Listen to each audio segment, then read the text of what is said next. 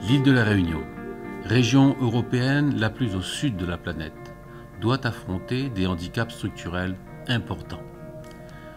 Éloignement géographique, relief accentué, étroitesse de son marché intérieur.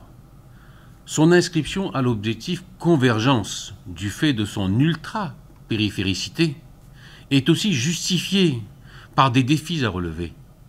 Répondre, d'une part, à une forte progression démographique et d'autre part, à la création soutenue d'emplois dans un contexte difficile où près de 30% de la population est au chômage.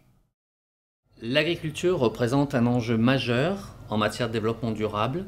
C'est ce qui a dicté, dicte et dictera notre démarche collective pour répondre à cet enjeu. C'est une responsabilité qui nous incombe par devoir envers la population réunionnaise et par respect pour les partenaires qui nous soutiennent, tels l'État et l'Europe. C'est tout cela qui explique notre vigilance devant les mesures de portée générale susceptibles de remettre en cause nos efforts déployés depuis des décennies, dans un cadre stratégique jamais remis en cause et réalisé en étroite collaboration avec les acteurs agricoles. Les cahiers de l'agriculture, socle du PRAD, Plan réunionnais pour une agriculture durable, vont très bientôt consacrer cette démarche collective dans un document dont l'élaboration aura été le fruit du travail concerté entre l'État et le département, la région et les autres acteurs agricoles. 5 orientations majeures ont été identifiées. Premièrement, la nécessaire gestion harmonisée du foncier agricole. Deuxièmement, la consolidation de nos filières de production agricole. Troisièmement, la conquête de nouveaux marchés en jouant sur la qualité des produits. Quatrièmement, faire de l'agriculture un vecteur moteur de l'innovation. Et enfin, cinquièmement, faire de l'agriculture un vecteur d'emploi et d'insertion sociale. Sur un territoire insulaire contraint, l'agriculture doit garder toute sa place dans le respect d'une double exigence, préserver l'environnement avec un parc national couvrant près de 40% du territoire, cohabiter avec une zone d'urbanisation répondant aux défis du million d'habitants à l'horizon 2030.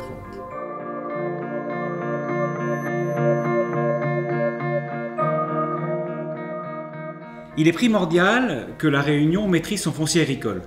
Le schéma d'aménagement régional a fixé un objectif de 50 000 hectares. En 2013, nous en sommes à 43 000 hectares. Ce qui nécessite, pour atteindre ce chiffre, de, premièrement, freiner l'expansion urbaine. Deuxièmement, poursuivre la mise en valeur agricole des terres appelées à être urbanisées dans les années à venir. Et enfin, troisièmement, remettre en valeur les terres en friche, dans les bas au profit des cultures et dans les hauts pour l'élevage. Cette ambition, en mon sens, est largement partagée de tous les acteurs aujourd'hui. Aujourd'hui, à La Réunion, on a estimé qu'il y a environ 5000 hectares de terres en friche. Et aujourd'hui, il faudra à tout prix les ramener à l'agriculture, dans le domaine de la canne bien sûr, de l'élevage et aussi de la diversification maraîchère et autres, fruitière ou autres.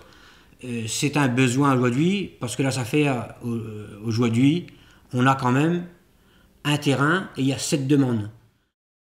Moi, je pense que c'est important de bien mettre en place un schéma départemental sur la gestion des matières organiques, tant aussi bien agricole qu'au niveau industriel, parce qu'il faut bien avoir à l'esprit, c'est la notion d'optimisation des surfaces agricoles à La Réunion.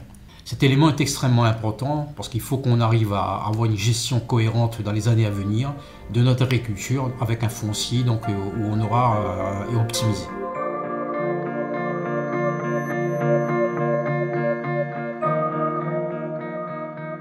Nous devons poursuivre notre politique de renforcement de la production locale visant à la sécurisation alimentaire du département.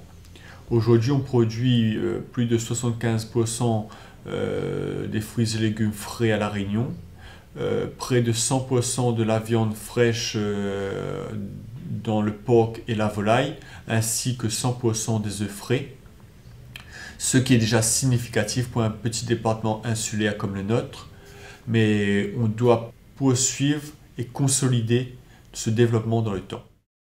Les agriculteurs réunionnais ont bien compris les enjeux environnementaux et donc nous avons à La Réunion en tout cas pour objectif de produire plus, de produire mieux, mais bien sûr en respectant le petit territoire qu'est le nôtre pour faire de sorte que notre environnement ne souffre pas et aussi que justement que nous la préservions puisqu'il s'agit de transmettre ce patrimoine demain à nos enfants et à nos petits-enfants. Aujourd'hui, il faut qu'on arrive à maintenir notre modèle d'exploitation agricole familiale diversifiée et développer la complémentarité entre filières. Ce modèle va nous permettre d'installer des jeunes agriculteurs dans des conditions de réussite optimales.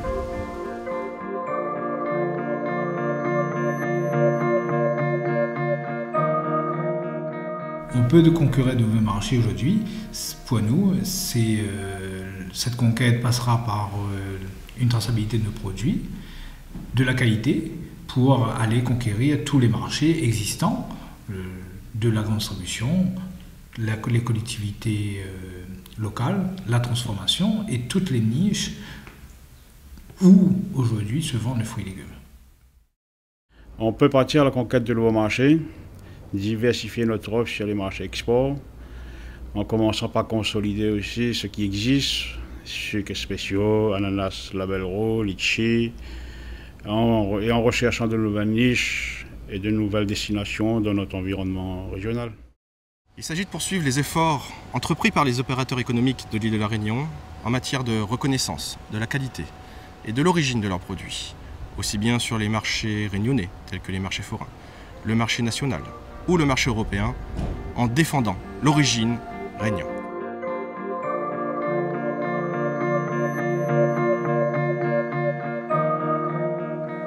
Les missions principales d'Aircan concernent le développement de processus et des produits innovants pour la filière canne.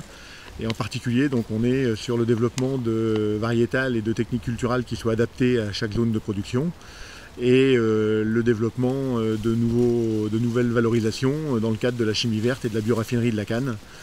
Tout ça s'inscrit bien sûr dans le cadre du développement durable de la filière. L'Arméflore est un institut technique d'expérimentation et de recherche pour répondre à une demande professionnelle pour la mise au point d'itinéraires techniques économiquement intéressants, agroécologiques, sur des produits qui doivent répondre aux attentes des consommateurs réunionnais. Il est évident que la coopération existe déjà dans un certain nombre de domaines.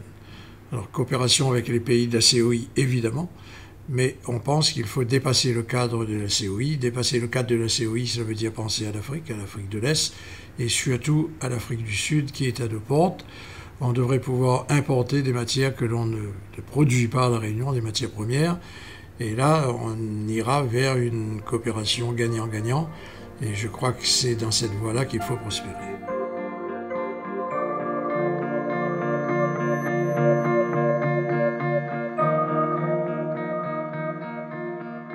La politique régionale de formation agricole constitue une des réponses aux défis posés à notre agriculture. Elle est constituée autour de 3 exigences, l'accompagnement des agriculteurs en activité, l'installation de nouvelles exploitations, l'élévation du niveau de qualification. L'objectif étant de former les compétences locales afin de soutenir le développement d'une agriculture durable, moderne et compétitive. Nous avons donc une réalité de très petites entreprises agricoles. Il faut donc faciliter les conditions qui seraient favorables pour recruter un salarié. Donc un groupement d'employeurs, c'est plusieurs agriculteurs qui se mettent ensemble et qui disent on va gérer administrativement toutes les formalités liées à l'emploi. Et en même temps, on va aussi gérer tout l'accompagnement du public qu'on accueille en les spécialisant au maximum et en les rendant en fait beaucoup plus employables. Dans nos réalités à nous, le groupement d'employeurs est vraiment, donc pour La Réunion, un excellent outil pour favoriser l'emploi salarié dans nos exploitations.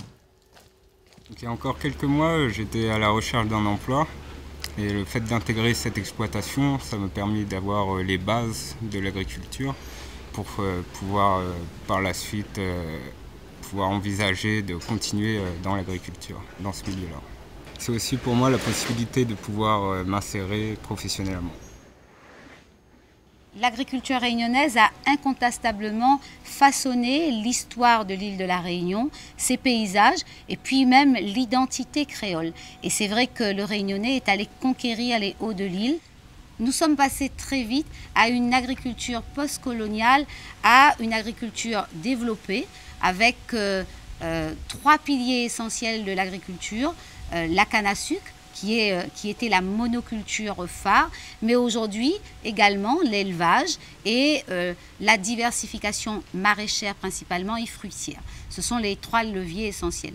L'Europe nous a beaucoup accompagnés et pareil, est un partenaire incontournable de l'agriculture réunionnaise au travers les aides qu'elle apporte aux régions ultra-périphériques en matière agricole au sein donc de la politique commune agricole, la PAC, qui est votée au niveau européen. Beaucoup d'emplois dans l'agriculture réunionnaise, 20 000 emplois créés et puis d'autres induits autant. Donc il y a, je le crois, des marges de progrès encore à faire dans notre agriculture. Et je vous citerai 3 exemples. La conquête par exemple de nouveaux marchés, en sachant que la restauration scolaire, 250 000 repas tous les jours à La Réunion, nous pouvons et nous devons gagner sur des produits locaux, des parts de marché dans l'agriculture réunionnaise. Le deuxième enjeu qui est important, c'est que les jeunes sont attirés par le milieu agricole, le métier d'agriculteur. Mais nous avons un espace contraint à La Réunion sur une île. Et donc il faut donner la possibilité à ces jeunes d'avoir du foncier et ce que nous faisons au niveau de notre espace naturel sensible en offrant la possibilité de s'installer à moindre coût sur des friches ou des terres cultivables. C'est un enjeu essentiel que celui d'avoir du foncier, d'en préserver, mais d'en créer d'autres pour que des jeunes agriculteurs puissent aussi avoir la possibilité de s'installer. Puis nous devons également, pour préserver notre île, tenir compte de la fragilité de cet écosystème et de ce territoire contraint. Donc il y a à concilier agriculture moderne et préservation d'un environnement qui fait également la richesse et peu le label de l'île de la Réunion, le label qui a été validé par l'UNESCO sur les hauts de l'île, hauts à préserver. Voilà les 3 enjeux qu'il nous faudra, avec l'Union européenne, travailler pour continuer à tracer la route moderne et l'avenir de l'agriculture réunionnaise. Je crois que nous avons un partenaire vraiment que nous ne voulons pas perdre, l'Union européenne.